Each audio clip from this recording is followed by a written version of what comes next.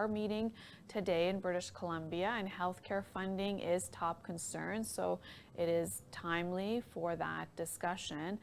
Well, essentially, the Canadian premiers will be discussing this for the coming days about staffing shortages that has been experienced when it comes to healthcare industry, and now it's reached a level of what you'd call a crisis in healthcare. Now, lack of nurses on wards means less patients in emergency departments, means fewer beds available, and for those people who are stuck in waiting rooms, including people who don't have a family doctor, because it's also affecting clinics.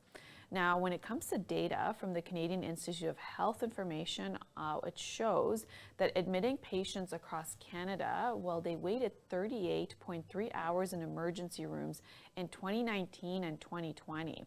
And that was up from 29.3 hours 5 years earlier. So if you can imagine, 5 years ago, from those dates from 2019 to 2020, it was 29.3 hours in emergency room. It went up to 38.3 hours. Now, the total number of visits spiked in nearly 1.6 million during the same time.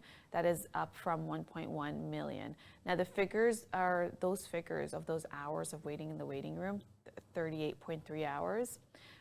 It applies to 90% of the patients, and according to the stats, 10% waited even longer. Now, British Columbia Premier John Horgan has said he's also the chair of the Council of the Federation that is made up, which makes up country's 13 premiers. He says that he'll be joining his colleagues today as they're all talking about in terms of healthcare spending to go up from 22 to 35% as they try to implement this initiative, and then of course go to the federal government, to Ottawa. They said that Trudeau had committed to the Assembly team on working on healthcare funding when he met with Horgan last year in November.